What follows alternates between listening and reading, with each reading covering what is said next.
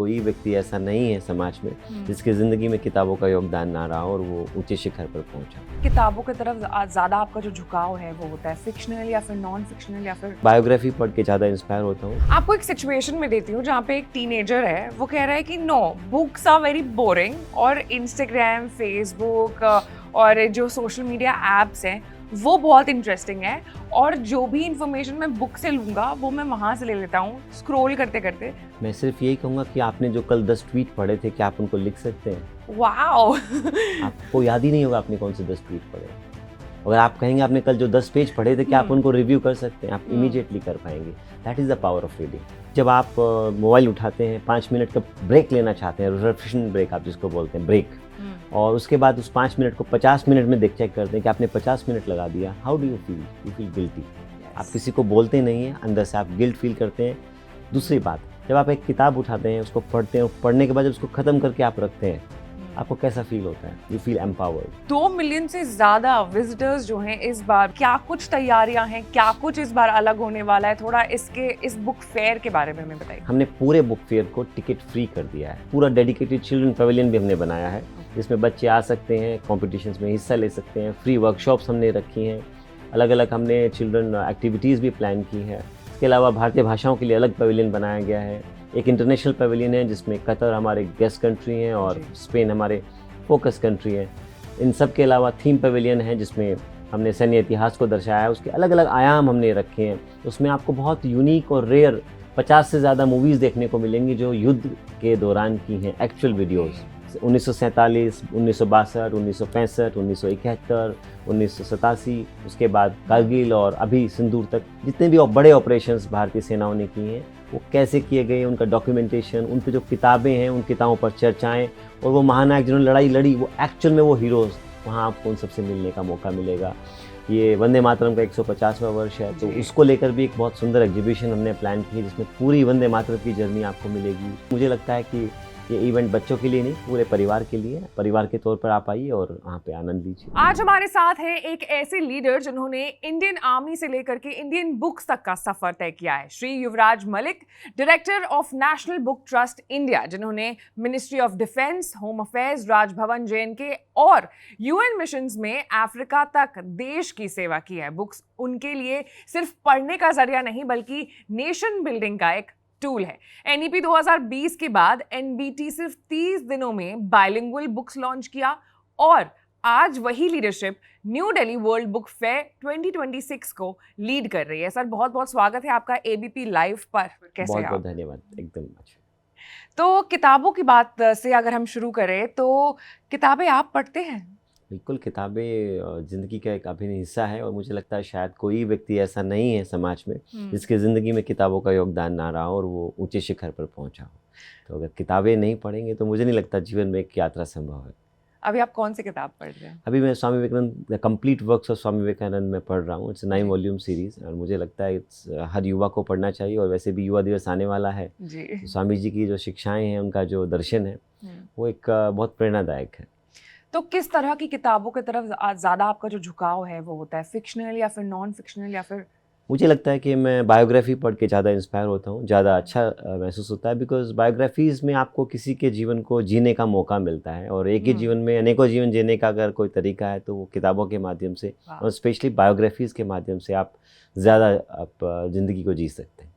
तो आपका जो बैकग्राउंड रहा है वो आर्मी का भी रहा है, आपने बहुत सारे जगहों पर सर्व किया है हमारे देश को और फिर अचानक से डायरेक्टर ऑफ NBT इंडिया, तो कहीं ना कहीं किताबों का ही एक बहुत बड़ा योगदान रहा है इस इतने बड़े स्विच में। बिल्कुल, अगर आप हमारा ऐतिहासिक पक्ष देखेंगे तो अगर आप गीता को भी देखेंगे तो गीता भी वीरों का ही ग्रंथ है जो युद्ध भूमि में लिखा गया है, जिससे जीवन का दर्शन हम लोग मानते हैं। तो शस्त्र और शास्त्र की जो शिक्षा है ये हमारे संस्कारों में भी है, ज्ञान परंपरा में भी है और आर्मी की ट्रेनिंग में तो सिखाया जाता है वैलर एंड विजडम, जिसको हम वीरता और विवेक या शौर्य और प्रज्ञा भी कह सकते हैं। तो एक हाथ में शस्त्र होता है, एक हाथ में शास्त्र होता है। शस्त्र आपको बताता है क्या हासिल करना है, शास्त्र आपको बताता है कि इस्तेमाल कब कैसे करना है। तो दोनों का बैलेंस ही लाइफ है और this is what army has taught me. And इस बार जो हमने थीम रखा है, थीम भी हमने इस बार बुक फेयर का वही रखा है, वैलर एंड विजडम। ठीक है, बढ़ेंगे उसके तरफ भी, लेकिन पहले थोड़ा बातचीत कर ले आपसे। और आपकी बातें इतनी अच्छी है, गीता को भी आप बीच में लेकर के आ रहे हो, युवाओं को बहुत ज़्यादा आई थिंक ये जो पॉडकास्ट है वो इंस्पायर कर सकता है। और क्योंकि आप बुक्स में इतना ज़्यादा इंटरेस्टेड है, तो कोई एक ऐसा बुक जो कि आप हमारे यंग इंडिया को सजेस्ट करेंगे पढ़ना? मुझे लगता है कि आप कुछ भी पढ़ें, कोई भी आप जो जॉनर उठा सकते हैं, चाहे आप फिक्शन पढ़ें, नॉन फिक्शन, बायोग्राफी, जियोपॉलिटिक्स। एक पर्पस ऑफ लाइफ आपको ढूंढना होगा।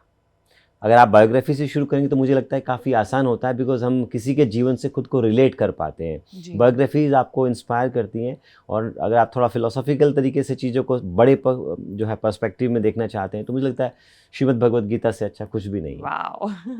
एक सवाल मैंने हमेशा लोगों से सुना है जो किताबें पढ़ते नहीं हैं और चाहते हैं पढ़ना, कि किस किताब से हम मतलब अपनी जो ये रीडिंग की जर्नी है उसको शुरू करें। तो कोई एक ऐसी स्पेसिफिक किताब आप न्यूली जो नए रीडर्स हैं उनको कोई सजेस्ट करना चाहेंगे? देखिए, रीडिंग एक रात में डेवलप नहीं होती है, प्रोसेस है जो धीरे धीरे आपको उस तरफ लेके जाता है, और फिर आप एक एविड रीडर बन जाते हैं। उसका सबसे अच्छा तरीका यही है कि आपकी जो हॉबी है, अगर आप म्यूजिशियन हैं, आप स्पोर्ट्समैन हैं, तो स्पोर्ट्स बायोग्राफी उठा लें, या स्पोर्ट्स की कोई आइकॉनिक बुक उठा लें। आप म्यूजिशियन हैं तो म्यूजिक को लेकर आप पढ़ें, आप आर्ट से जुड़े हुए हैं तो आर्ट को लेकर। तो धीरे धीरे जिस प्रोसेस में जो हॉबी आपको अट्रैक्ट कर रही है, उसी के कंटेंट से अगर आप जोड़ देंगे तो आपका रीडिंग पैटर्न डेवलप हो जाएगा। और धीरे धीरे फिर उसको डाइवर्सिफाई करें, और केवल बायोग्राफी तक ही नहीं, लाइफ में आने वाले दौर में आप कहाँ खुद को देखते हैं, उसको लेकर जो नई किताबें आ रही हैं, अगर आपको पढ़ेंगे तो आपको क्यूरियोसिटी पैदा होगी, और curiosity is the seed of learning. अगर आप क्यूरियोसिटी लेके आएंगे, उत्सुकता होगी, तो कुछ नया सीख पाएंगे। और धीरे धीरे मैं तो कहता हूँ कि याद रखें 10-1-1, हर रोज़ 10 पेज पढ़ें, चाहे किसी भी चीज़ के पढ़ें, हर रोज़ 1 पेज लिखें, चाहे कुछ भी लिखें, हर रोज़ 1 मिनट खड़े होकर शीशे के सामने बोलने का प्रयास करें, खुद को व्यक्त करने की कोशिश करें।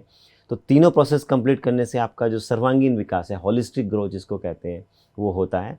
और जो हॉबी की हम बात कर रहे हैं, बुक रीडिंग अपने आप डेवलप हो जाती है। वाह, ये जो 10-1-1 वाला आपने बात बताया, ये काफ़ी अच्छा है आई थिंक लोगों को, और हमें ही इनफैक्ट फॉलो इसको करना शुरू करना चाहिए। सर, बुक फेयर की बात करते हैं, new Delhi world book fair 2026। क्या वो एक ऐसी चीज़ है इस बुक फेयर में जिसके लिए आप सबसे ज़्यादा एक्साइटेड हैं? मेरे लिए तो हर वर्ष ये बहुत एक्साइटमेंट का समय होता है, बिकॉज़ पूरा देश और दुनिया इस बुक फेयर का इंतज़ार करती है, और दुनिया के सबसे बड़े बुक फेयर में से एक बनकर उभरा है।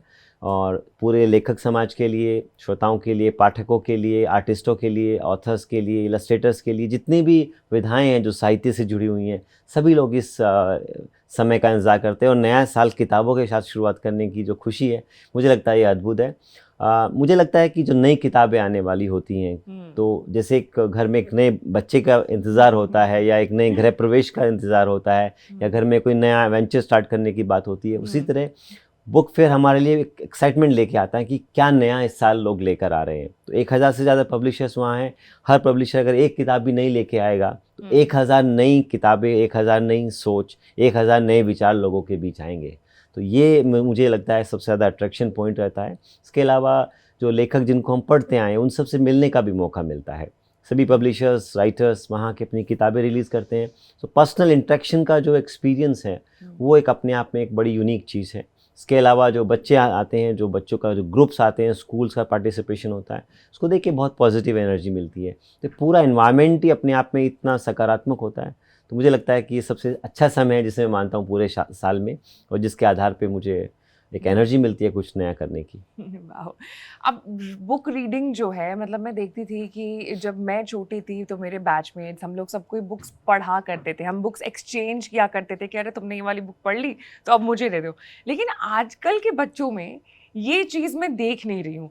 वो बुक रीडिंग से ज़्यादा वो फ़ोन में अपना जो सोशल मीडिया है वो स्क्रॉल कर रहे हैं। अगर किताब भी पढ़ने का कोई शौकीन है तो वो फ़ोन के अंदर ही पढ़ ले रहा है। मतलब आप समझ रहे हो कि एक बुक से जो शिफ्ट हो गया है फ़ोन के टूवर्ड्स, वो कितने जल्दी हम लोगों ने देखा है कि बस वो पीढ़ी जो अभी तक किताबें पढ़ रही थी और अचानक से बूम ऐसी पीढ़ी आती है जो कि किताबें छूती भी नहीं है और सीधे फ़ोन से अपना जितना भी इंफॉर्मेशन है वो गैदर करती है। तो किस तरीके से आप इसको देखते हैं? ये शिफ्ट जो है वो अच्छा है, बुरा है, कहाँ लेके जाएगा हम? आपने बहुत इम्पोर्टेंट इशू रेज़ किया है। ये वाकई में एक बड़ा चैलेंज है कि पहले किताबें पढ़ते थे, उनको एनालाइज करते थे। अब सब कुछ डिजिटल फॉर्मेट में, एक चैट जीपीटी के दौर में तो किताबों की समरीज ही आने लगी हैं, तो हमें लगता है कि हम समरी पढ़ के ही किताब पढ़ पा रहे हैं।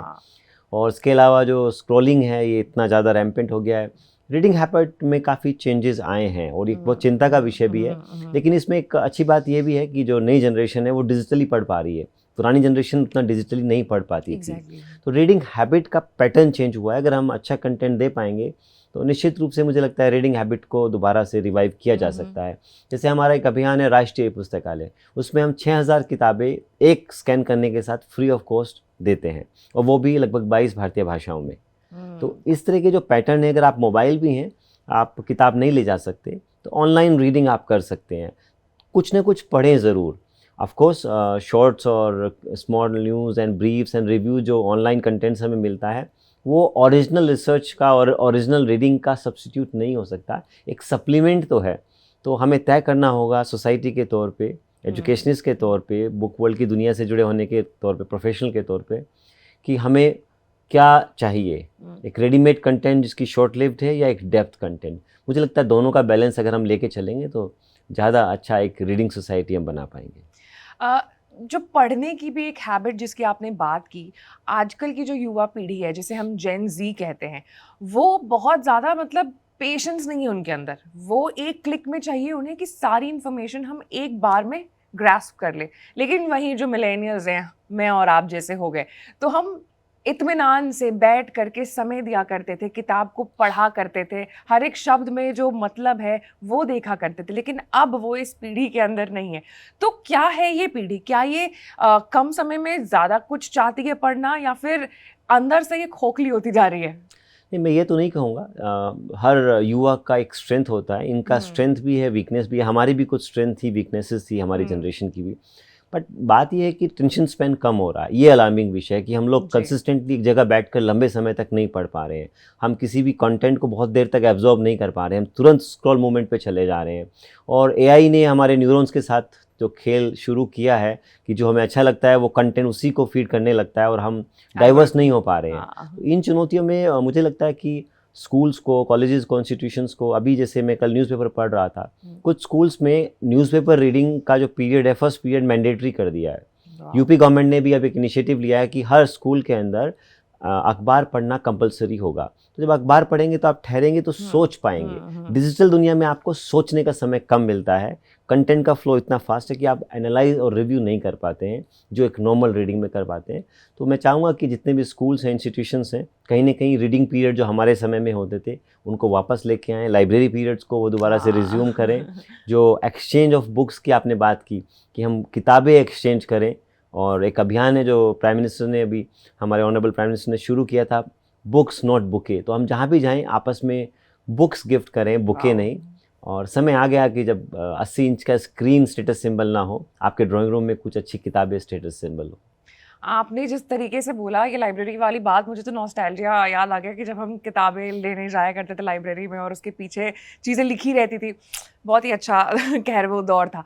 आप इस पीढ़ी के बारे में सर क्या सोचते हैं? मुझे ये जानना है, क्योंकि ये जो पीढ़ी है यही आगे जा कर के हमारे देश को मतलब शेप एक तरीके से हम कह सकते हैं कि करेगी। तो इस पीढ़ी के बारे में व्हाट इज़ योर टेक? देखिए, ये पीढ़ी जब 15-20 साल बाद लीडरशिप रोल में आएगी तो यही हमारे देश का फ्यूचर भी तय करेंगे, देश की नीति भी यही तय करेंगे, और जिस विकसित भारत की हमने परिकल्पना की है उसको यही पीढ़ी आगे लीड करेगी। हम उनको अच्छे संस्कार देने हैं, एक लंबी सोच देनी है, और उनके अंदर एक वो पोटेंशियल पैदा करना है जिसके अंदर लीडरशिप पैदा हो सके, जिसमें देश के प्रति प्यार पैदा हो, वैल्यूज़ हो। यही बात स्वामी विवेकानंद ने लगभग 125 साल पहले कही थी शिकागो में। I have faith in India. जब दुनिया ने पूछा कि आप भारत को कैसे देखते हैं, तो उन्होंने कहा था कि ये 20वीं सदी आपकी है, 21वीं सदी ज्ञान की होगी और वो भारत की होगी। अब देखिए, नॉलेज इकोनॉमी की तरफ भारत बहुत तेज़ी से बढ़ रहा है। हमारे देश की स्ट्रेंथ है। यूथ हमारी वीकनेस नहीं है, वो हमारी स्ट्रेंथ है। उनको गाइड करने का रिस्पॉन्सिबिलिटी हमारा है। अगर हम उनको अच्छी लीडरशिप, अच्छे वैल्यूज़, अच्छा नॉलेज सिस्टम, अच्छा इकोसिस्टम दे पाएंगे तो मुझे लगता है कि ये फ्यूचर बहुत ब्राइट है। मैं बहुत पॉजिटिव आउटलुक के साथ इस जनरेशन को देखता हूँ। ये हमसे ज़्यादा फास्ट है, इनका ग्रास्पिंग पावर हमसे ज़्यादा फास्ट है, इनका टेक्नोलॉजिकल क्वेश्चन हमसे ज़्यादा फास्ट है। तो मुझे लगता है कुछ मेरिट्स हैं, और उनके साथ अगर हम अपना एक्सपीरियंस ऐड कर देंगे तो generation will do very well. आपको एक सिचुएशन में देती हूँ जहाँ पे एक टीनेजर है, वो कह रहा है कि no, books are very boring और इंस्टाग्राम, फेसबुक और जो सोशल मीडिया एप्स हैं वो बहुत इंटरेस्टिंग है, और जो भी इंफॉर्मेशन मैं बुक से लूँगा वो मैं वहाँ से ले लेता हूँ स्क्रॉल करते करते। तो आपका क्या रिएक्शन होगा और आप बदले में उस इंसान को क्या कहोगे? मैं सिर्फ यही कहूँगा कि आपने जो कल 10 ट्वीट पढ़े थे, क्या आप उनको लिख सकते हैं? वाओ! आपको याद ही नहीं होगा आपने कौन से 10 ट्वीट पढ़े। अगर आप कहेंगे आपने कल जो 10 पेज पढ़े थे, क्या आप उनको रिव्यू कर सकते हैं? आप इमीडिएटली कर पाएंगे। That is the power of reading. Wow, very दूसरा, आप उनसे मैं ये कहूँगा कि जब आप मोबाइल उठाते हैं, 5 मिनट का ब्रेक लेना चाहते हैं, रिफ्रेशमेंट ब्रेक आप जिसको बोलते हैं, ब्रेक, और उसके बाद उस 5 मिनट को 50 मिनट में चेक करते हैं कि आपने 50 मिनट लगा दिया, how do you feel? You feel guilty. आप किसी को बोलते नहीं हैं, अंदर से आप गिल्ट फील करते हैं। दूसरी बात, जब आप एक किताब उठाते हैं, उसको पढ़ते हैं, और पढ़ने के बाद जब उसको ख़त्म करके आप रखते हैं, आपको कैसा फील होता है? You feel empowered. तो दोनों फीलिंग्स को आप खुद कंपेयर करिए और आप तय करिए कि आपको कौन सा फीलिंग चाहिए, वो गिल्टी वाला फीलिंग चाहिए या सेंस ऑफ एम्पावरमेंट चाहिए। जिस दिन आप इसको कंपेयर करने की स्थिति में आ जाएंगे तो मुझे लगता है आप किताब उठाएंगे, स्क्रॉल नहीं। वाह, बहुत ही बढ़िया। आपने बहुत ही अच्छे तरीके से आपने मुझे भी एक्चुअली कन्विंस कर दिया कि अब मुझे वापस से किताबें पढ़नी चाहिए। सर, एक बार फिर से new Delhi world book fair के बारे में हम बात करेंगे। 2 मिलियन से ज़्यादा विजिटर्स जो हैं इस बार, मतलब बताया गया है कि इस बार अप्रॉक्सीमेटली 2 मिलियन विजिटर्स आने वाले। क्या कुछ तैयारियां हैं, क्या कुछ इस बार अलग होने वाला है? थोड़ा इस बुक फेयर के बारे में हमें बताइए। देखिए, विश्व पुस्तक मेला दुनिया का सबसे बड़ा पुस्तक मेला है, जिसमें हम इंतज़ार करते हैं कि भारी संख्या में पाठक लोग आएँ, लेखक आएँ, वक्ता आएँ। इस बार हमने इसको आउटरीच को बढ़ाने के लिए एक नया इनिशिएटिव लिया है। हमने पूरे बुक फेयर को टिकट फ्री कर दिया है। तो पहले जो दिक्कतें लोगों को कई बार होती थी कि मेट्रो से टिकट नहीं मिल रहे, टिकट ख़त्म हो जाते थे, ऑनलाइन जैमिंग हो जाती थी, या टेक्निकल फेलियर हो जाता था, गेट पे भीड़ होती थी। तो इन सब चीज़ों को दूर करने के लिए national Book trust, ministry of education ने बुक रीडिंग को प्रमोट करने के मैंडेट के तहत पूरा इवेंट टिकट फ्री किया है। तो आप जो भी लोग हैं, स्कूल, कॉलेज, किसी भी, आप freely, you are most welcome. आप सबका बहुत बहुत स्वागत है। दूसरी बात, हर वर्ष एक थीम हम लोग पुस्तक मेले को देते हैं। इस बार हमने जो थीम दी है वो वैलर एंड विजडम के नाम से दी, यानी कि शौर्य और प्रज्ञा, जो भारतीय सैन्य इतिहास को दर्शाता है। भारतीय सैन्य इतिहास की एक बड़ी परंपरा रही है, लेकिन हमने आज़ादी के बाद से जो देश की लड़ाइयाँ लड़ी, जो सैन्य इतिहास हमारा रहा, वो कैसे डॉक्यूमेंट किया गया, क्या क्या हमने अचीव किया, कौन हमारे नायक महानायक रहे, कैसे हम अपनी पीढ़ी को उससे जोड़ सके। और जैसा कि आपने देखा ऑपरेशन सिंदूर के समय पूरा देश सैन्य इतिहास के प्रति बड़ा रुचि लेकर उसमें हमें देखने को मिली है।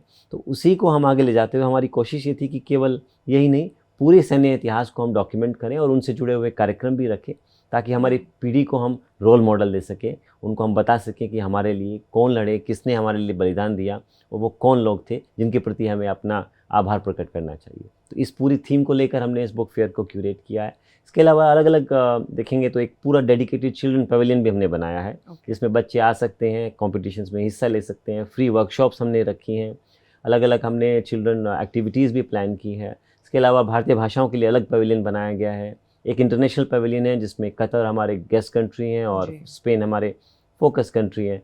इन सब के अलावा थीम पवेलियन है जिसमें हमने सैन्य इतिहास को दर्शाया है, उसके अलग अलग आयाम हमने रखे हैं। उसमें आपको बहुत यूनिक और रेयर 50 से ज़्यादा मूवीज़ देखने को मिलेंगी जो युद्ध के दौरान की हैं, एक्चुअल वीडियोज़।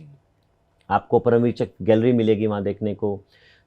1947, 1962, 1965, 1971, 1987, उसके बाद कारगिल और अभी सिंदूर तक जितने भी बड़े ऑपरेशंस भारतीय सेनाओं ने किए हैं वो कैसे किए गए, उनका डॉक्यूमेंटेशन, उन पे जो किताबें हैं उन किताबों पर चर्चाएं, और वो महानायक जिन्होंने लड़ाई लड़ी, वो एक्चुअल में वो हीरोज़, वहाँ आपको उन सबसे मिलने का मौका मिलेगा।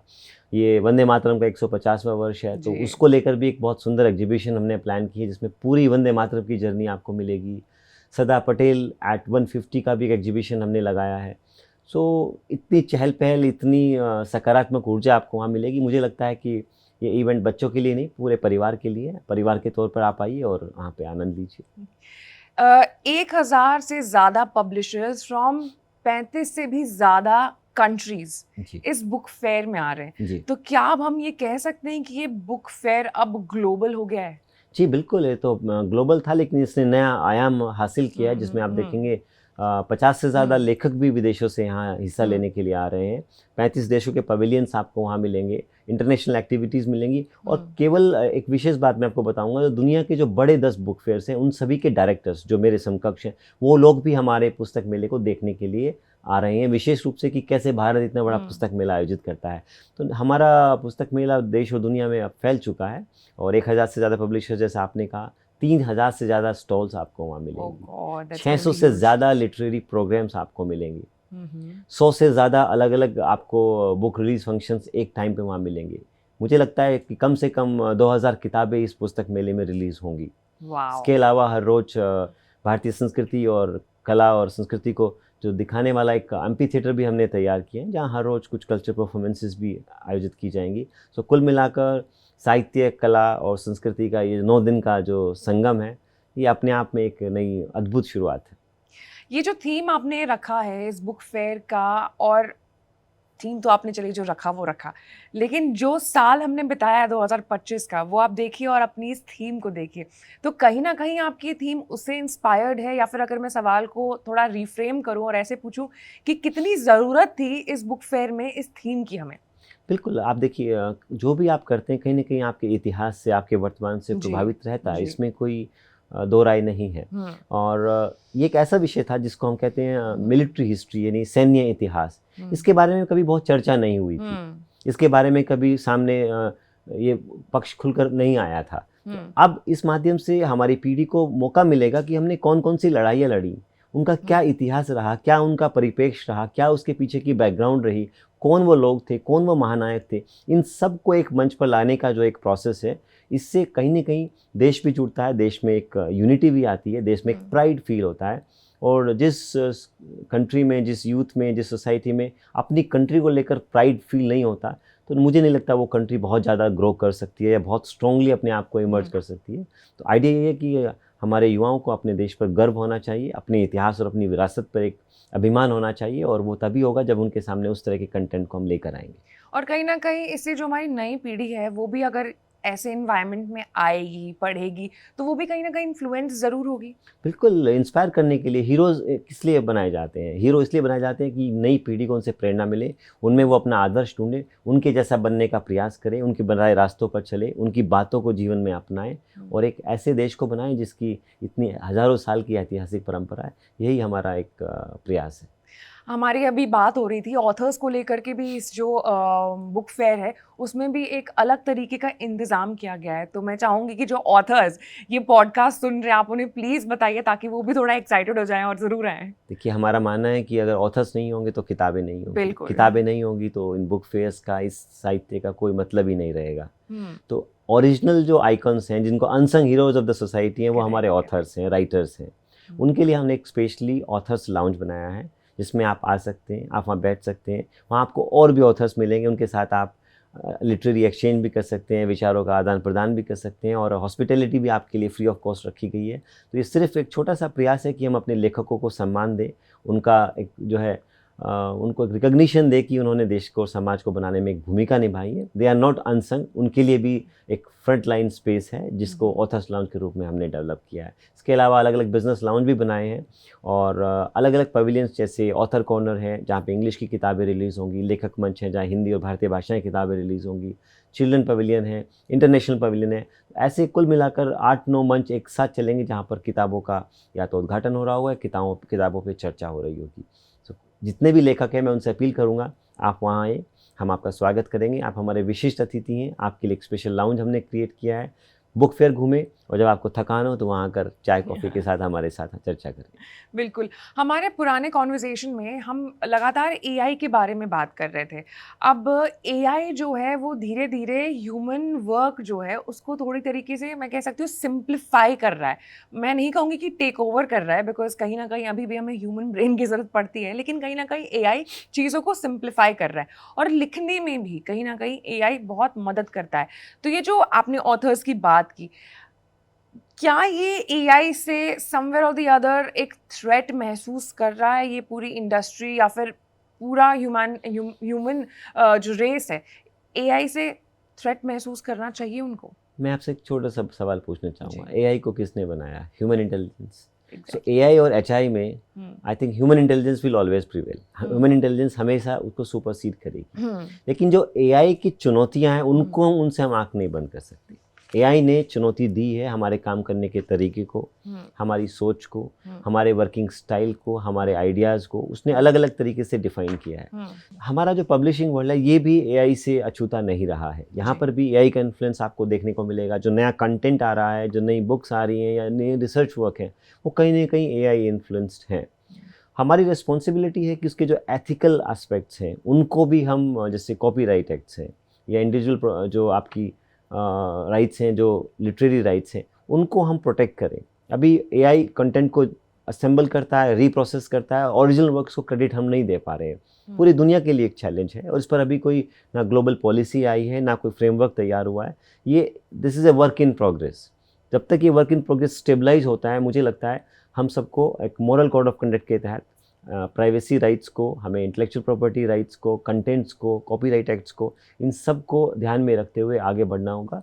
और जो ओरिजिनलिटी की बात है, आप AI से वही प्रोड्यूस करते हैं जो उसको फीड किया गया है। तो it is input is directly proportional to output. तो जैसा इनपुट होगा वैसा आउटपुट होगा।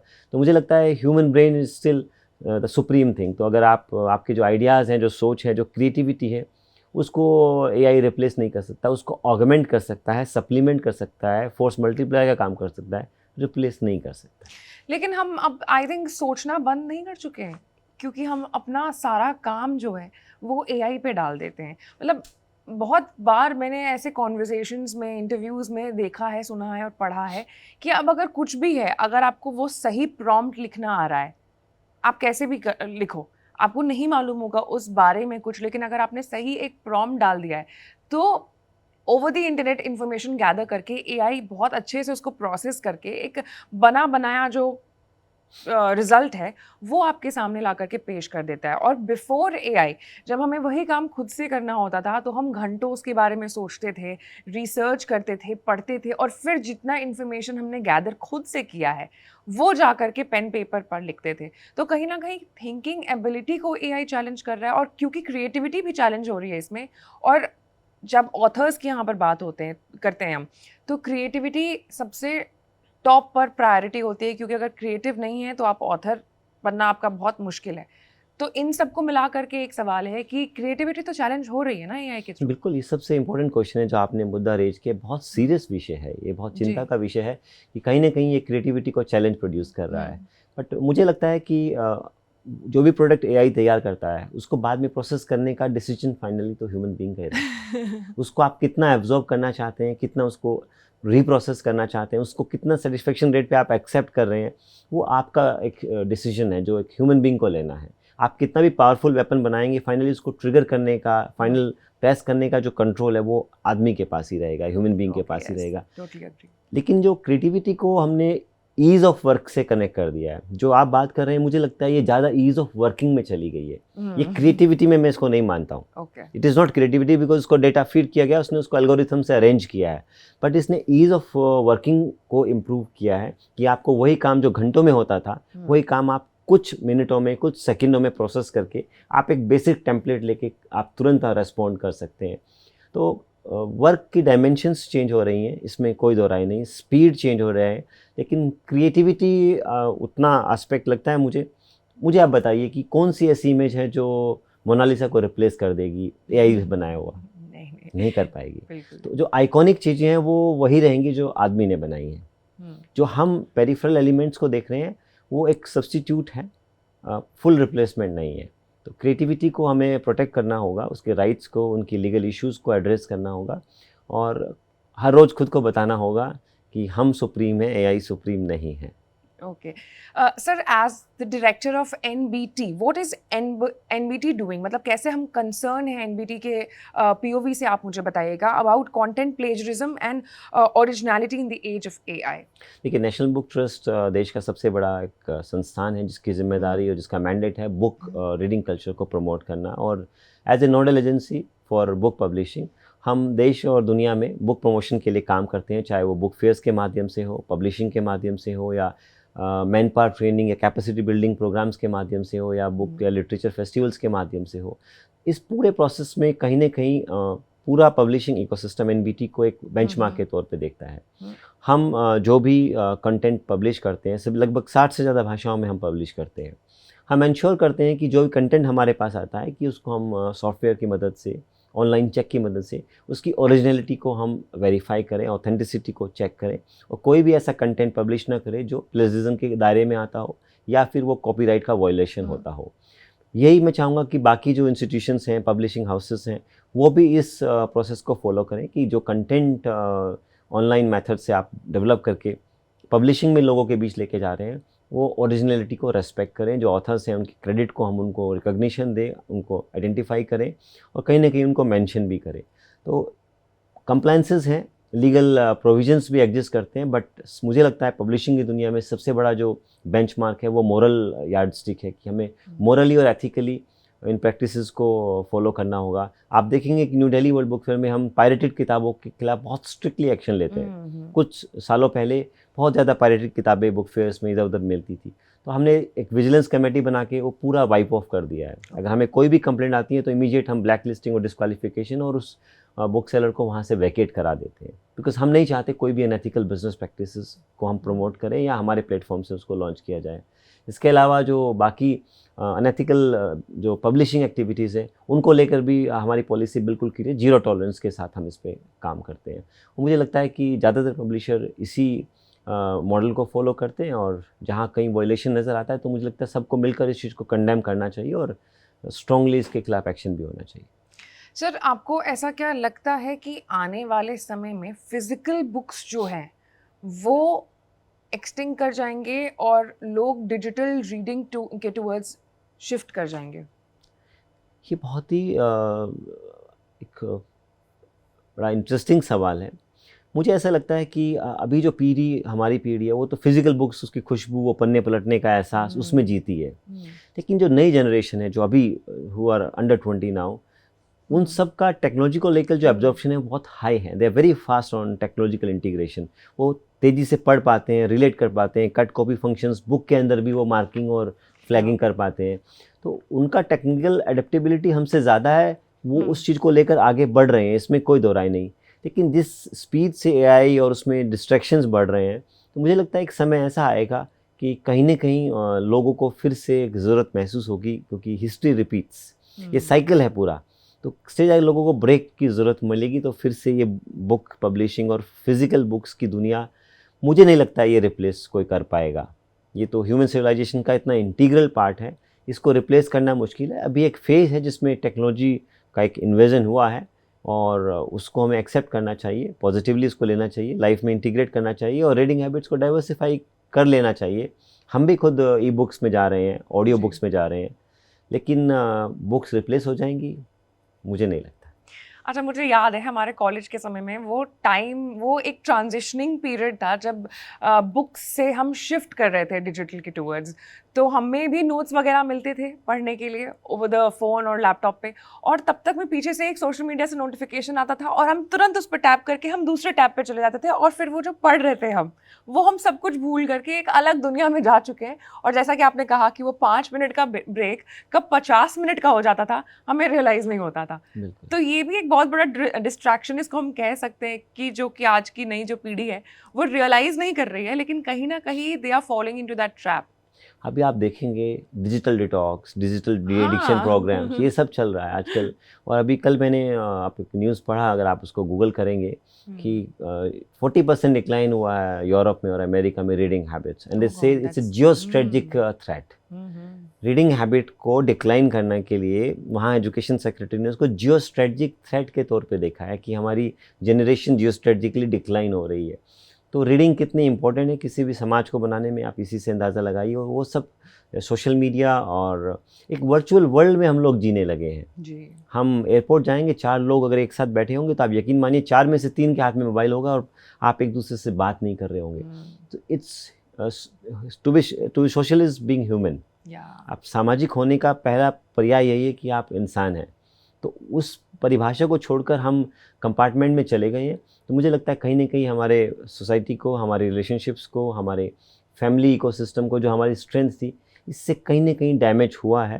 और हम आजकल जो काउंसलिंग जो अपने माँ बाप से लेते थे, आजकल हम चैट जीपीटी से ले रहे हैं। सो ये भी एक अलार्मिंग थ्रेट है कि हम अपने माँ बाप जो हमारे best guide and mentor role model हैं, उनको छोड़कर हम चैट जीपीटी, जिसको हम जानते ही नहीं कि हमें कौन एडवाइस कर रहा है, हम उसकी एडवाइस पे अपने एनवायरनमेंट को बिना सोचे समझे और रियल एनवायरनमेंट को जाने हम फैसले लेने लगे हैं। तो कहीं ना कहीं ये एक चिंता का विषय तो है। Correct.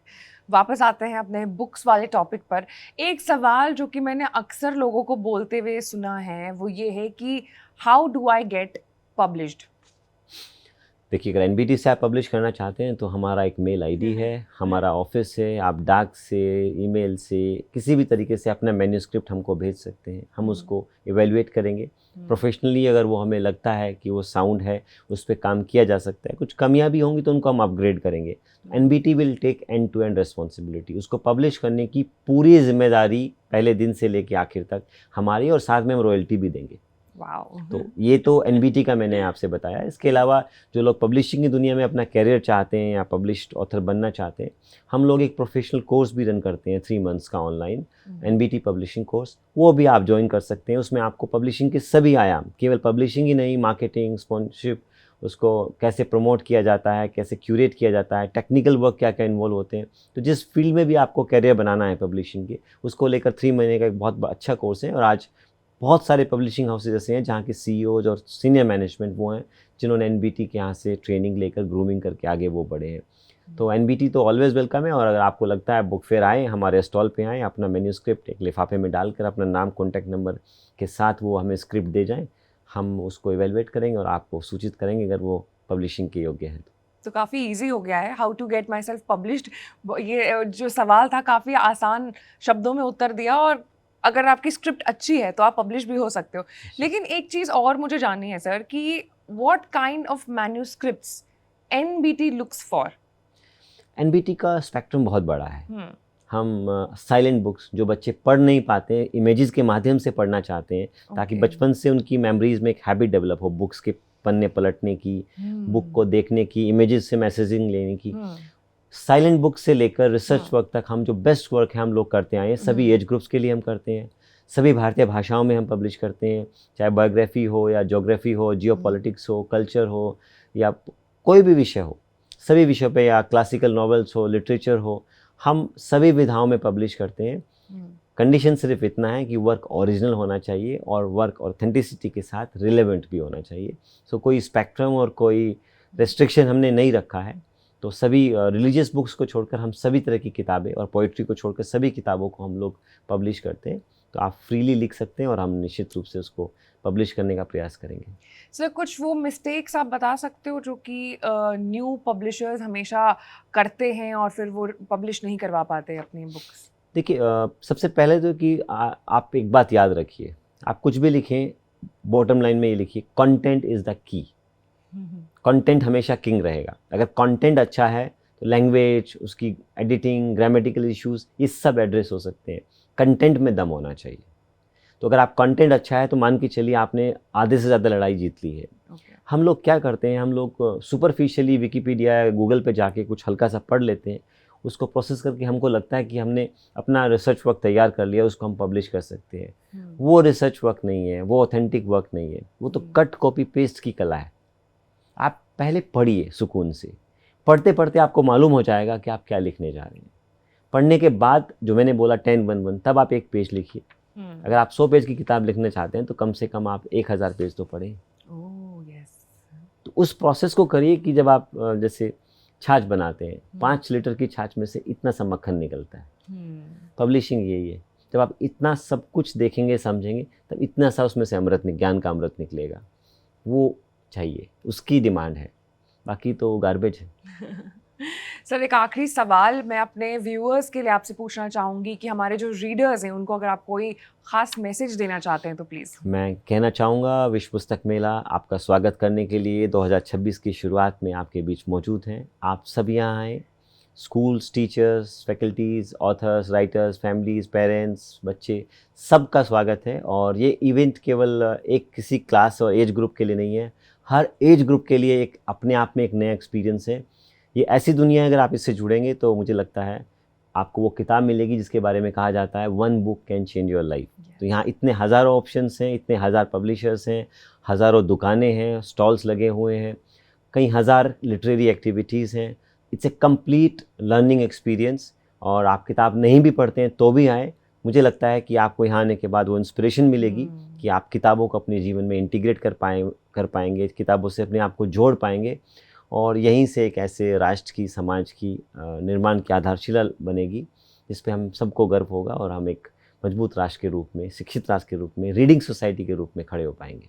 Thank you so much sir ABP live पर आने के लिए और हमारे व्यूअर्स को एनलाइटन करने के लिए। आपकी बातें सुनकर आई एम श्योर कि लोग वापस से फिजिकल बुक्स की तरफ जाएंगे और वो जो आपने जैसे कहा पन्ने पलटना और किताबों की खुशबू, उसको हमारी नई पीढ़ी भी एक्सपीरियंस कर पाएगी। Thank you so much sir. Thank you so much. मैं आपके माध्यम से सभी पाठकों से, लेखकों से, श्रोताओं से, युवाओं से, परिवार से, सभी से निवेदन करना चाहूँगा कि नई दिल्ली विश्व पुस्तक मेला 2026 आपके बीच मौजूद है। 10 से 18 जनवरी भारत मंडप में आइए, हिस्सा लीजिए। यहाँ आपको हज़ारों किताबें मिलेंगी, हज़ारों बुक स्टॉल्स मिलेंगी, हज़ारों लिटरेरी एक्टिविटीज़ से रूबरू होने का मौका मिलेगा, अपनी पसंद के ऑथर से मिलने की एक अपॉर्चुनिटी मिलेगी। आप आइए, निश्चित रूप से आपको यहाँ वो किताब ज़रूर मिलेगी, वो किताब जो आपकी ज़िंदगी बदल सकती है। जैसा कहते भी हैं one book can change your life, तो मुझे लगता है विश्व पुस्तक मेला आपको वो किताब ज़रूर प्रोवाइड करेगा। और पूरा इवेंट टिकट फ्री रखा गया है ताकि ज़्यादा से ज़्यादा लोग हिस्सा ले सके। आप निश्चित रूप से आइए और कहीं ना कहीं जब आप किताबों की दुनिया से जुड़ेंगे तो हम सब एक ऐसे राष्ट्र का, ऐसे समाज का निर्माण कर पाएंगे जो रीडिंग सोसाइटी के तौर पे होगा, जो नॉलेज बेस इकोनॉमी के तौर पर होगा और एक ऐसा राष्ट्र जो मजबूत आधारशिला पे खड़ा होगा। Please come and join New Delhi world book fair. Happy reading to all.